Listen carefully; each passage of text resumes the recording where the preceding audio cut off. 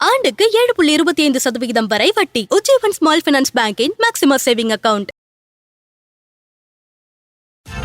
Welcome to the IPS finance. Market தொடர்பாக, பொருளாதாரம் தொடர்பாக நிறையா உங்களுக்கு சந்தேகங்கள் இருக்கலாம், கேள்விகள் இருக்கலாம். எல்லா கேள்வியும் ஹெசிடேட்டே பண்ணாமல் மறக்காமல் கமெண்ட் செக்ஷனில் படுத்தி விடுங்க. நிச்சயம் நாளைக்கு சார்ட்டை முடிஞ்ச அளவுக்கு நான் பதில் வாங்குறேன். அப்படி இல்லைன்னா கூட வரும் வாரங்களில் அந்த கேள்விக்கான பதிலாக நான் வாங்கிடுறேன். ஓகே, இன்றைக்கி மார்க்கெட் நிலவரத்தை பார்த்தலாம். நிஃப்டியை பொறுத்த வரைக்கும் 30 புள்ளிகள் அதிகரிச்சு, வெறும் 30 புள்ளிகள் மட்டுமே அதிகரித்து 25,910 முடிஞ்சிருக்கு. சென்செக்ஸை பொறுத்த வரைக்கும் 84 புள்ளிகள் அதிகரித்து 84,562 முடிஞ்சிருக்கு. வாங்க நம்ம பொருளாதார விமர்சகர் நாகப்பன் சார்கிட்ட பேசலாம்.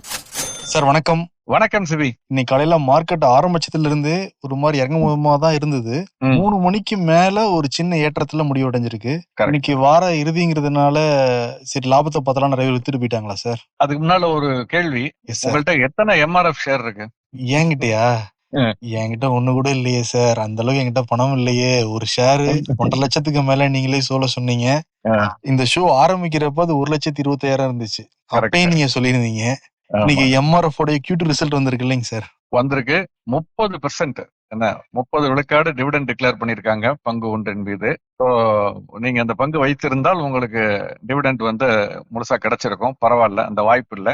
30% என்ன அப்படிங்கறத பின்னால பேசுவோம். பட் முதல்ல இன்னைக்கு மார்க்கெட் பாத்துருவோம். மார்க்கெட்ல நீங்க சொன்னது கரெக்ட். ஒரு 3 மணி வரைக்கும் மார்க்கெட் ஆல்மோஸ்ட் பிளாட். பட் 3 மணிக்கு பிறகு மட்டும் ஒரு புல் பேக் இருந்தது. ஏன்னா 84,120 கிட்ட இருந்த சென்செக்ஸ் டக்குன்னு ஏறி ஒரு ஒரு 400-300 புள்ளிகள், அதாவது 84,600 எல்லாம் தாண்டினதெல்லாம் பார்த்தோம் நம்ம. ஓகே, அதுக்கு பிறகு 560 முடிவடைஞ்சிருக்கு. நிப்டியுமே அதே மாதிரி தான். அந்த ஒரு 3 மணிக்கு மேல, இது வெள்ளிக்கிழமை அன்னைக்கு இந்த மாதிரி 3 மணிக்கு மேலங்கிறப்ப ஜென்ரலா இது it's maybe due to short covering. காலையில யாராவது ஷார்ட் போயிருந்தாங்கன்னா அதனுடைய அதை திரும்ப மறுபடியும் பங்கை வாங்கினதன் காரணமாக இருக்கலாம். ஏன்னா வேறு ஒன்றும் குறிப்பான செய்திகள் ஏதும் இல்லை. அதே மாதிரி மற்ற இண்டிகேட்டர்ஸும் பாத்தீங்கன்னா continues to be mixed only. Advance decline பாத்தீங்கன்னா டிக்ளைன்ஸ் கொஞ்சம் ஸ்லைட்டா கூட இருக்கு. அதே மாதிரி 52 வீக் ஹையை விட லோ கிட்டத்தட்ட 2 மடங்கு இருக்கு. ஸோ லோ அதிகமா இருக்கு, டிக்ளைன் அதிகமா இருக்கு அட்வான்ஸை விட. அப்பர் சர்க்கியூட் மட்டும் கொஞ்சம் அதிகமா இருக்கு லோயர் சர்க்கியூட்டை ஹிட் பண்ண ஸ்டாக். இதை தவிர it's a clear mixed signal. And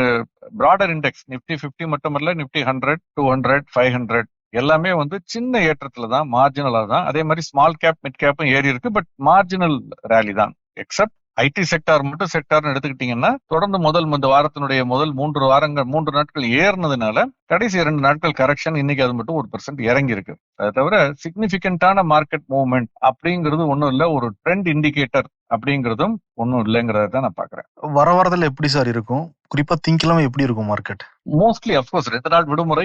நம்ம சர்வதேச பங்குச்சந்தைகள்லாம் எப்படி இருக்குங்கிறத பார்க்கணும். இப்ப நம்ம பேசிக் கொண்டிருக்கக்கூடிய இந்த ஒரு மாலை நேரத்துல அமெரிக்க பங்குச்சந்தையினுடைய முன்பேற வணிகத்துல பாத்தீங்கன்னா இறக்கத்துல தான் இருக்கு ட்ரெண்ட். அதே மாதிரி ஆசிய பங்குச்சந்தைகள் இன்னைக்கு இறக்கத்துல தான் முடிவடைந்தது. ஜப்பானிய பங்குச்சந்தை 2%, JP 225 2% குறைஞ்சு முடிவடைஞ்சிருக்கு. அதே மாதிரி ஆஸ்திரேலிய பங்குச்சந்தையும் 2% மேல் இறக்கத்துல முடிவடைஞ்சிருக்கு. Shanghai down. அதே மாதிரி ஐரோப்பிய பங்குச்சந்தைகள் எல்லாம் இப்போ 1% 1.5% வரைக்கும் இறக்கத்துல தான் வணிகம் நடந்துகிட்டு இருக்கு. சோ ட்ரெண்ட் ஜெனரலி ஒரு ஸ்லைட்லி வீக்னஸ் இருக்குங்கிறத பாக்குறேன். அது திங்களன்று தொடருமாங்கிறத நம்ம பார்க்கணும். 2 நாட்களுக்குள்ள நிறைய விஷயங்கள் நடக்கலாம். அதனால I don't want to make any particular guess. But one thing, ஒரு ஸ்பெசிபிக்கான சிக்னிபிகண்டான நியூஸ் எதுவும் இல்லாத பட்சத்துல ட்ரெண்ட் மோஸ்ட்லி சைட்வேஸா தான் இருக்கும் அப்படின்னு நான் நினைக்கிறேன். இந்த மார்க்கெட் இருக்கிறப்ப கமாடிட்டி மார்க்கெட் எப்படி சார் இருக்கு? இப்ப தங்கம், வெள்ளி எல்லாமே கரெக்ஷன் ஆக ஆரம்பிச்சிருச்சா?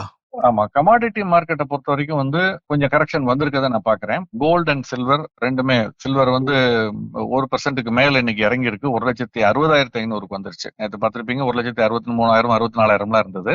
இன்னைக்கு நேற்றே கொஞ்சம் கரெக்ஷன் இருந்தது டுவர்ட்ஸ் எண்ட். ஏன்னா கமாடிட்டி சந்தை கிட்டத்தட்ட நள்ளிரவு வரைக்கும் நமக்கு நடக்குங்கிறது தெரியும். சர்வதேச சந்தைகள் தொடர்ந்து ஓப்பன்ல இருக்குங்கிறத பார்த்திருக்கோம். அதனுடைய அப்பவே இறங்கிருச்சு. தங்கத்தினுடைய விலையும் 1,26,000 கீழே வந்துருச்சு. ஸோ டிசம்பர் மாத முன்பேற வணிகம் MCXல நான் சொல்றது எல்லாமே. ஆனால் குரூட் மட்டும் ஒரு 2 விழுக்காடு அதிகரிச்சிருக்கு. 5,350 டிசம்பர் மாத ஒப்பந்தம். ஏன்னா சர்வதேச சந்தையிலுமே கூட குரூட் பிரைஸ் மீண்டும் நேற்று $59 கீழே இருந்ததுன்னு நம்ம பார்த்தோம். இன்னைக்கு $60 தாண்டி அந்த வணிகம் நடந்துகிட்டு இருக்கதை பாக்குறேன். பட் மற்றபடி கரன்சி கரன்சி வந்து ஸ்டேபிளா இருக்குது. 99.3 மேல இருக்கு யூஎஸ் டாலர் இண்டெக்ஸ். இந்தியாவிலையும் பாத்தீங்கன்னா என்எஸ்சில வந்து அந்த கரன்சி ஃபியூச்சர்ஸ் எடுத்துக்கிட்டோம்னா டாலரா இருக்கட்டும், பிரிட்டிஷ் பவுண்டா இருக்கட்டும், பிரிட்டிஷ் பவுண்ட் ஸ்லைட்லி வீக், டாலரும் யூரோ ரெண்டுமே வந்து ஜாப்பனீஸ் yen ஒரு ஸ்லைட்லி புல்லிஷ், ஒரு சின்ன ஏற்றம், அவ்வளவுதான். புல்லிஷ்னு சொல்ல மாட்டேன், சின்ன ஏற்றம். அது ஒரு சிக்னிபிகண்டான ஏற்ற இறக்கம்னு எதுவுமே கிடையாது. பெரும்பாலும் சைட்வேஸ் மூவ்மெண்ட்ல தான் இருக்கு கமாடிட்டி கரன்சி எல்லாமே. நேத்து நம்ம நேர்கள் சில பேர் போட்டிருந்தாங்க சார் கமெண்ட்ஸ்ல, பீகார் எலெக்ஷனுக்கும் மார்க்கெட் ஏதாவது தொடர்பு இருக்குமா, இன்கேஸ் பிஜேபி அதிகமா ஜெயிச்சாங்கன்னா 26,000 தாண்டும் அப்படின்னு. இப்போ ஒரு மாநில முடிவுக்கும் ஒரு மாநில அரசியல் மாற்றத்துக்கும் பங்குச்சந்தைக்கு தொடர்பு இருக்குமா?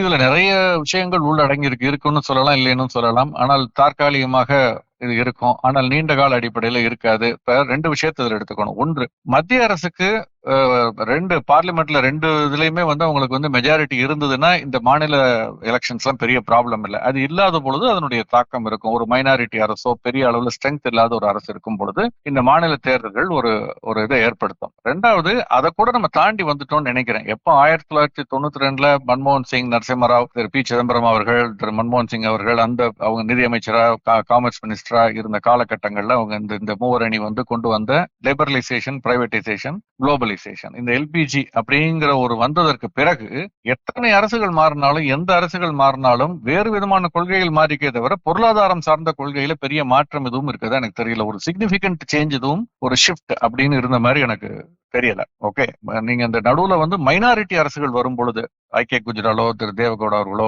அந்த மாதிரி ஆட்கள் வரும் பொழுது, ஒரு மெஜாரிட்டி இல்லாத ஒரு கவர்மெண்ட் இருக்கும் பொழுது ஸ்டெபிலிட்டி இல்லைங்கிற ஒரு பயத்துல வந்து சந்தை ஏற்ற இறக்கத்துல இருக்குமே தவிர, அல்லது லெப்ட் மிகப்பெரிய அளவுல வந்த பொழுது சந்தை பொருளாதாரமாக இல்லாமல் மாறலாம் அப்படிங்கிறது 2004 வந்து ஒரு பெரிய இறக்கத்தை சந்தித்தது. 2009 அது இல்லைங்கும் பொழுது ஒரு பெரிய ஏற்றத்தை சந்தித்தது. அதை தாண்டி தேர்தல்ங்கிறது வந்து பங்குச்சந்தையை பொறுத்தவரை ஒரு பெரிய சிக்னிபிகண்டான மாறுதல்களை எல்லாம் நீண்ட கால அடிப்படையில உருவாக்காதுன்னு நினைக்கிறேன். அதை தாண்டி வந்துட்டோம்.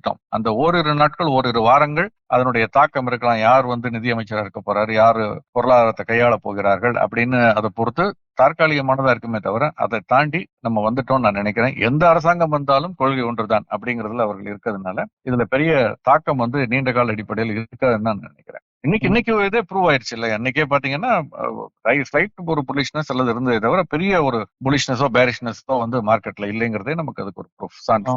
நிச்சயம் சார். ஏன்னா காலையில இருந்து என்டிஏ வந்து லீடிங்ல தான் இருந்தாங்க. 3 மணிக்கு மேல ஒன்னும் அவங்க லீடிங்ல வரலங்கிறப்ப நீங்க சொல்றது பெரிய ப்ரூஃப் தான். மொத்தம் 243 தொகுதி பீகார்ல 202 என்டிஏ மெஜாரிட்டிக்கு மேல வந்துட்டாங்க. மகாகந்த் பந்தன் ஒரு 34, அதர்ஸ் ஒரு 7. இப்ப திருப்பி நிதிஷ்குமார் தான் ஆட்சி அமைக்க போறாங்க. சிறப்பு சார். அது சிறப்புங்கிறீங்களா? உங்களை நான் அரசியல் எழுகிறேன் பாத்தீங்களா? இல்ல சார், அது வந்து என்னோட ட்ரேட்மார்க் ஒரு வேர்டு சார். அது சிறப்பு செய்திக்கிறது. அவங்க ஜெயிச்சிருக்காங்க. எங்க ஊர் பக்கம் வந்து வீட்டுல இருந்து கிளம்புறப்ப அப்ப நல்லது அப்படிம்பாங்க. அது நல்ல விஷயம், நல்லதுன்னு சொல்றது அந்த மாதிரி. ஓகே, மக்கள் நல்லதே நடக்கட்டும் சார். மக்கள் வாக்குப்பட ஜெயிச்சாராங்க. எதிர்கட்சிகள் விமர்சனம் பண்ணிக்கிட்டு இருக்காங்க. அது ஒரு தனி டாபிக். இந்த Q2 ரிசல்ட் எம்ஆர்எஃப் சொல்லிட்டு இருந்தீங்களே சார், 30% டிவிடெண்ட் தராங்க அப்படின்னு. அப்படின்னா என்ன சார், ஒரு எஃப்டில போட்டிருந்தாலே ஒரு நல்ல அமௌண்ட் வந்துருக்கும் 1 லட்சத்துக்கு. இது 157, கிட்டத்தட்ட 1.5 லட்சத்துக்கு மேல அப்படின்னா என்ன சார், ஒரு 30,000, ஒரு 20,000, 6,500 கிடைக்குமா? அதாவது 3% 30% அப்படின்னா 1 லட்சத்துக்கு 30,000, 1.5 லட்சத்துக்கு கணக்கு பண்ணா நீங்க சொல்ற மாதிரி ஒரு 40,000 50,000 வரணும். அவ்வளவுலாம் வராது. ஏன்னா 30 விழுக்காடுன்னு அவங்க சொல்றது அந்த பங்கினுடைய முகமதிப்புல. அந்த பங்கினுடைய முகமதிப்பு 10 ரூபாய். அந்த 10 ரூபாய் முகமதிப்புள்ள பங்கின் மீது 30% சொல்லும் பொழுது 3 ரூபாய். அதுதான் பங்கு ஒன்றுக்கு 3 ரூபாய். சூப்பர். ஜோரா கைத்தட்ட வேண்டியது எம்ஆர்எஃப்க்கு. Super sir. 1,57,000 அல்லது 56,000, 58,000 இந்த லெவல் 1 லட்சத்துக்கு மேலதான் அது ட்ரேட் ஆகிட்டு இருக்கு நீண்ட நாட்களாக சமீப காலத்துல பாத்தீங்கன்னா. ஆனால் அது பங்கு ஒன்றுக்கு கொடுத்திருக்கக்கூடிய டிவிடெண்ட்ங்கிறது 3 ரூபாய் கொடுத்திருக்காங்க. இன்ஃபேக்ட் அவர்களுடைய லாபம் வந்து பாத்தீங்கன்னா வந்து கன்சாலிடேட்டட் ப்ராஃபிட், அது மொத்த ப்ராஃபிட் பாத்தீங்கன்னா வந்து 526 கோடி. இது வந்து போன வருஷம் இதே காலாண்டுல 471 கோடி தான். அதுல இருந்து இப்ப 526 கோடியே அதிகரிச்சிருக்கு. இது வந்து 12% வந்து அதிகரிச்சிருக்கிறத பாக்குறோம். அவங்களுடைய லோ ஈக்விட்டியில ஒண்ணு அவங்க ஸ்டாக் ஸ்பிளிட்டோ போனஸோ கொடுக்கலாம். ஆனால் கொடுத்தா அதனுடைய எஃபெக்ட் ஒண்ணுதான் வச்சுக்கோங்களேன். நம்ம நிறைய தடவை பேசியிருக்கோம், 10 ரூபாய் 10 1 ரூபா நோட்டு மாத்திரம் மாதிரி தான். ஆனால் அதனுடைய இதெல்லாம் இதுல பில்ட் ஆயிடுது பிரைஸ்ல. பட் டிவிடெண்ட்ங்கிறது ஒரு கேஷ் ஃப்ளோ, ஓகே, மக்களுக்கு ஒரு கேஷ் ஃப்ளோவா வந்து சேரும் கையில. இது எம்ஆர்எஃப்ங்கிறதுனால நம்ம ரொம்ப யோசிக்க வேண்டியதுலன்னு நான் நம்புறேன். ஆனா எனக்கு அது எவ்வளவு தூரம் தெரியல. பொதுவாக இந்த மாதிரி நிறுவனங்கள் நிறைய லாபம் தொடர்ந்து ஈட்டிக்கிட்டு கேஷ் ஃப்ளோவும் வச்சுக்கிட்டு, ஆனால் பெரிய அளவுல வந்து அவருடைய லாபத்தை பிரித்து கொடுக்கலைன்னா நிறைய சந்தேகம் இடும். இவ்வளவு லாபத்தையும் என்ன பண்றாங்க? பெரிய விரிவாக்க பணிகளோ பெரிய ஒரு டைவர்சிபிகேஷனோ எக்ஸ்பான்ஷனோ போகாத ஒரு சூழல்ல அப்ப என்ன பண்றாங்க இந்த பணத்தை? அப்ப நிஜமாவே இந்த லாபம் ஈட்டப்படுகிறதா? கணக்கு இதெல்லாம் சத்தியம் கம்ப்யூட்டர் நம்ம மறந்திருக்க முடியாது. இப்படித்தான் தொடர்ந்து அதிக லாபம் காட்டிக்கிட்டே இருந்தாங்க. ஆனால் அதற்கு தக்க டிவிடெண்ட் ஈவுத்தொகை கொடுக்கப்படவில்லை. அப்புறம் என்ன ஆச்சுங்கிறது நமக்கு தெரியும். அதோட இது ஒப்பிட முடியாது. இது வந்து வலுவான ஒரு தொழில் உள்ள நிறுவனம். பட் ஒரு நிறுவனத்தினுடைய ஒரு இமேஜ் இது பாதிக்குது முதலீட்டாளருடைய பார்வையில் இருந்துங்கிறத புரிஞ்சுக்கணும். பட் என்ன பொறுத்த வரைக்கும் அந்த நிறுவனத்தினுடைய டிவிடெண்ட் கொடுக்கல, ஏதோ ஒரு பொதுவாக எந்த ஒரு நிறுவனமே டிவிடெண்ட் கொடுக்கல அல்லது போனஸ் கொடுக்கல, ஸ்டாக் ரேட் கொடுக்கலங்கிறதெல்லாம் நான் பெருசா எடுத்துக்க மாட்டேன். பார்வையில் இருந்து இந்த மாதிரியான விஷயங்கள்லாம் இருக்குங்கிறத பார்க்கறதுக்கு பொதுவாக நிறுவனங்கள் அதை கொஞ்சம் யோசிக்கணும்னு நினைக்கிறேன். இது தவிர நிறைய முடிவுகள் வந்திருக்கு. மேரிகோ அந்த நிறுவனத்துடைய முடிவுகள் வந்திருக்கு. ரெவென்யூ அதிகரிச்சிருக்கு 34%, பட் லாபம் குறைஞ்சிருக்கு 20% மேல் குறைஞ்சிருக்கு. BASF அந்த நிறுவனம் வந்து ரெவென்யூவும் குறைஞ்சிருக்கு, ப்ராஃபிட்டும் கொஞ்சம் குறைஞ்சிருக்கு. அது போக நாட்கோ பார்மாவினுடைய செயல்பாடுகளும் வந்து பெரிய அளவுல பாசிட்டிவா இல்ல, நெகட்டிவா தான். ரெவென்யூ குறைஞ்சிருக்கு, லாபம் குறைஞ்சிருக்கு. இது எல்லாமே லாபத்தில் இருக்கக்கூடிய நிறுவனங்கள். அதனால லாபம் குறைஞ்சிருக்கு. சென்ற ஆண்டு செப்டம்பர் மாதம் 2024 ஒப்பிட்டு பார்க்கையில் லாபம் குறைஞ்சிருக்கு 20%க்கு மேல. நாட்கோ பார்மாக்கு குறைஞ்சிருக்கு, அது மாதிரி BASF குறைஞ்சிருக்கு 20%க்கு மேல. அப்படிங்கறத நம்ம பாக்குறோம். MRF அதிகரிச்சிருக்கு, 12% அதிகரிச்சிருக்கு லாபம். Bombay Burmah, Ingersoll Rand, Engineers India, இன்னைக்கு கிட்டத்தட்ட 800க்கும் மேற்பட்ட நிறுவனங்களுடைய காலாண்டு முடிவுகள் வந்திருக்கு. ஏனால் வந்து இந்த 2ஆம் காலாண்டு முடிவுகளை வெளியிடுவதற்கான ஒரு நியாயமான சாதாரண சட்டத்திட்டங்களுக்கு உட்பட்ட கடைசி நாள்ங்கிறது இன்னைக்கு அப்படிங்கிறதுனால, ஏன்னா நாளை சனி ஞாயிறு அப்படிங்கிறதுனால வந்திருக்கு. ஓரிருந்து விட்டு போனவங்க ஸ்பெஷலா டைம் லிமிட் வாங்கி அப்புறம் பின்னால வெளியிடுவதற்கு வாய்ப்பு இருக்கு. மற்றபடி பெரும்பாலான முடிவுகள் இன்னைக்கு வந்துருச்சு. இன்னைக்குதான் IPO வந்துச்சுங்களா சார்? லிஸ்ட் ஆயிருக்குங்களா சார்? IPO நிறைய தொடர்ந்து வந்துட்டு இருக்கிறத பாக்குறோம். ஆனால் நான் மெயின் லைன்ல மட்டும் பாத்தீங்கன்னா இன்னைக்கு ஒரு 3 IPO நம்ம ஓப்பனா இருந்தது. இது போக இன்னைக்கு முக்கியமா பட்டியலிடப்பட்டது பைன் லேப்ஸ். அடுத்த வாரம் நிறைய பங்குகள் பிசிக்ஸ் வாலா உள்ளிட்ட பங்குகள் பட்டியலிடப்பட இருக்கிறது. பிசிக்ஸ் வாலா தொடர்ந்து முதல் 2 நாட்கள் வந்து விண்ணப்பங்களே அதிக அளவுல பெறப்படாத ஒரு இது. 3ஆம் நாள் பாத்தீங்கன்னா திடீர்னு அது வந்து முழுவதும் சப்ஸ்கிரைப் ஆகி ஓவர் சப்ஸ்கிரைப் ஆனதையும் பார்த்தோம். இதெல்லாம் கொஞ்சம் வினோதமாக இருக்கிறது. நம்முடைய பொது அறிவுக்கு எட்டாத விஷயமா இருக்குங்கிறத நான் பாக்குறேன். Pine Labs doubt sir. இப்ப அந்த கம்பெனி நிறைய பேருக்கு பணம் கொடுத்து இந்தியா முழுக்க வாங்க சொல்ல வாய்ப்பு இருக்குங்களா சார்? இல்ல அதெல்லாம் பண்ண மாட்டாங்க. பட் 2 நாள் சப்ஸ்கிரிப்ஷன் பெரிய அளவுல வரல, பெரிய ஆதரவு கிடைக்கலங்கிறப்ப இந்த மர்ச்சன்ட் பேங்கர் வந்து 3ஆவது நாள் அதிக அளவுல அதுக்காக உழைப்பதற்கு வாய்ப்பு இருக்கு. அதற்காக நிறைய பேர்ட்ட அதை மார்க்கெட்டிங் எஃபர்ட்ஸ் கூட்டுறதோ பேசுறதோ இருக்கலாம். அது நமக்கு தெரியல. பட் நிறுவனமே பண்றதுங்கிறதெல்லாம் வந்து இன்னைக்கு நிறைய சிக்கல்ல மாட்டிக்குவாங்க அந்த அளவுக்கு போனாங்கன்னா. அதோட இல்ல, இந்த மாதிரி கொஞ்சம் பெயர் பெற்ற நிறுவனங்கள் பொதுவாக அதுல ரொம்ப ஈடுபட மாட்டாங்கிறது ஒரு நம்பிக்கை. பட் பைஜூக்கு பின்னர் வந்து நம்ம எதையும் சொல்றதுக்கு இல்லை. இன்னைக்கு வந்து பாத்தீங்கன்னா பைன் லேப்ஸ் அந்த நிறுவனம், நீங்க ஆன்லைன் பேமெண்ட் நம்ம பேசணும் நேற்று கூட, அது பண்ணவங்க எல்லாருக்கும் இந்த நிறுவனத்தை ஓரளவு தெரிஞ்சிருக்கும். இவங்க ஃபின்டெக் கம்பெனி. இதனுடைய பங்கு இன்னைக்கு பட்டியலிடப்பட்டது. வெளியிடப்பட்ட விலையை விட ஒரு கணிசமான ஒரு பிரீமியத்துல, கிட்டத்தட்ட 10% பிரீமியத்துல தான் லிஸ்ட் ஆனிச்சு. வெளியிடப்பட்ட விலை 221, 242 பட்டியலிடப்பட்டது. அப்கோர்ஸ் முடிவடையும் பொழுது 250 தாண்டி தான் முடிவடைஞ்சிருக்கு. 30 ரூபா ஏறி இருக்கு. 13% ஏற்றத்துல முடிவடைஞ்சிருக்குங்கிறத பாக்குறோம். அதே மாதிரி குரோவுமே இன்னைக்கு பாசிட்டிவா தான் முடிவடைஞ்சிருக்கு அப்படிங்கறத பாக்குறோம். சார், இன்னைக்கு ஏதாவது சுவாரஸ்யமான சிறப்பு செய்தி இருக்குங்களா சார்? ரொம்ப சுவாரஸ்யமான ஒரு செய்தி. பண வீக்கம்ங்கிறத பேரை ஏதாவது மாத்தி வைக்கணும்னு நினைக்கிறேன். நீங்க நம்ம குழுவோட விவாதித்து அதை கொண்டு வாங்க. ஏன்னா விலைவாசி அதிகரிச்சாதான் பண வீக்கம், குறைஞ்சிக்கிட்டே வருதுன்னு அரசாங்கம் சொல்கிறது.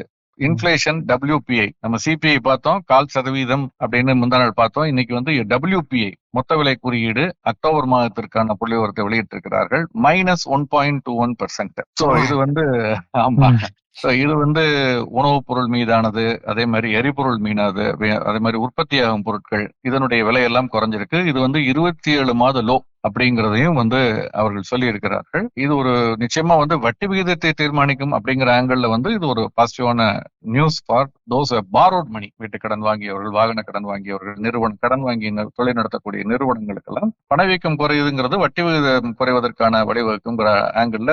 பட் டெபாசிட் ஹோல்டர்ஸுக்கு அது வேற மாதிரியான பார்வையில இருக்கும். இது போக இன்னைக்கு மாலை மத்திய ரிசர்வ் வங்கி பல புள்ளிவிவரங்கள் வாரம் வெளியிடக்கூடிய புள்ளிவிவரங்களை வெளியிடும். டெபாசிட் குரோத், கிரெடிட் குரோத், அந்த மாதிரியான விஷயங்கள், ஃபாரெக்ஸ் ரிசர்வ்ஸ் குறித்த புள்ளிவிவரங்கள்லாம் இனிமேல் தான் வர இருக்கு. அதை நம்ம அடுத்த வாரம் பேசுவோம். ஃபைன் சார், ரொம்ப நன்றி சார். Thank you sir. நேயர்கள் நிறைய கேள்வி கேட்டிருக்காங்க சார், அதை நாளைக்கு டிஸ்கஸ் பண்ணிடலாம் சார். Thank you sir.